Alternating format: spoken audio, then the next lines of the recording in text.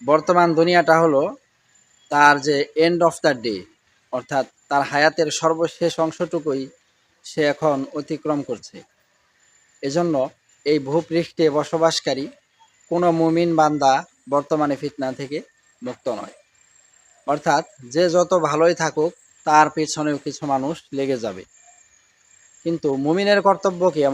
এমন সময় মুমিনের কর্তব্য হলো যে মুমিন কারো পেছনে লাগবে না। মুমিনের সাথে বিরোধিতা করা হলেও মুমিন কারো বিরোধিতা করবে না।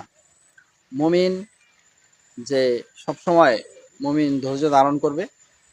মুমিনের সাথে কেউ লাগলে মুমিন তার সাথে লাগবে না এবং সে উপেক্ষা করবে। আল্লাহ বলেছেন ওয়া আরিদ আনিল মুশরিকিন, কাফের মুশরিকদের যে অত্যাচার, যে নির্যাতন, এটা থেকে আপনি তাদেরকে উপেক্ষা করুন। কারণ যদি আপনি তাদের মতো আপনিও তাদের বিরোধিতায় লেগে যান তাহলে মনস্তাত্ত্বিকভাবে আপনি দুর্বল হয়ে যাবেন। অর্থাৎ মেন্টালিটিভাবে আপনি গ্রো করতে পারবেন না। ফলে কি হবে? আপনার যে মিশন, আপনার যে দাওয়াত, সেই দাওয়াত থেমে যাবে। এজন্য মুমিনের করণীয় হলো মুমিনের বিরোধিতা কে করলো, কে তার সমালোচনা করলো, কে তাকে টেনে ধরে নামাতে চাইলো, এগুলো মুমিন দেখবে না। মুমিন তার লক্ষ্য পানে অটল অবিচল থেকে চলতে থাকবে এবং আল্লাহর ওপর ভরসা করবে। তবে এতটুকু গ্যারান্টি দেওয়া যেতে পারে যে মুমিন যখন আল্লাহর ওপর ভরসা করবে, ধৈর্য ধারণ করবে, তখন তার অন্য সকল বিরোধীরা তার কোনো ক্ষতি করতে পারবে না। একটা সময় তারা নিজেরাই মুমিনের সফলতা দেখে নিজেরাই মানে আরও হতাশাগ্রস্ত হবে, আরও দুঃখিত হবে।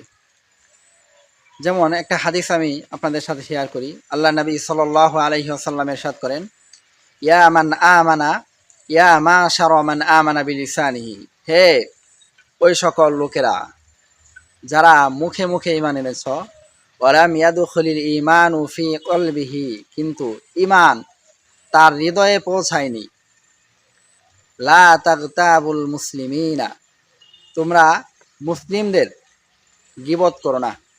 ওয়ালা তাত্তাবিউ আওরাতিহিম, এবং তাদের যে দোষ টুকিটাকি, তাদের যে ছোটোখাটো ভুলগুলো, এগুলো অনুসন্ধান করার চেষ্টা করো না। অর্থাৎ এগুলো বের করার জন্য গুপ্তচর বৃত্তি করো না, গোয়েন্দাগিরি করো না।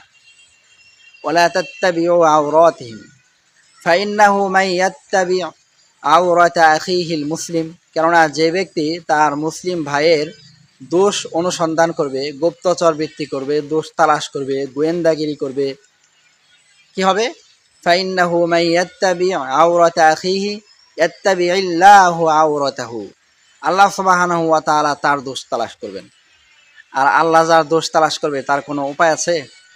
ওমা ইয়াত্তাবিইল্লাহু আওরাতাহু, আর আল্লাহ যার দোষ তালাশ করবে, ইফদাহু ওয়ালাউ ফি জাওফি বাইতিহি, আল্লাহ তাকে লাঞ্ছিত করবেন যদিও সে তার ঘরের ভিতরে থাক না কেন।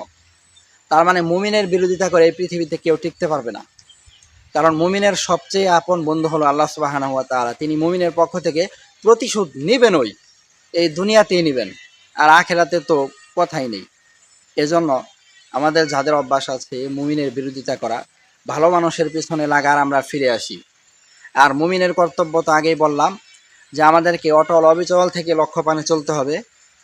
আশেপাশ থেকে কে কি বললো, কে কি বলে গালি দিল, কে কি বলে সমালোচনা করলো, এসব দেখার টাইম নেই। আমাদের একটি লক্ষ্য হবে যে আমরা সারা দুনিয়ার মানুষের কাছে ইসলামটাকে পৌঁছে দেব, সারা দুনিয়ার মানুষের কাছে শান্তির যেই পয়গাম,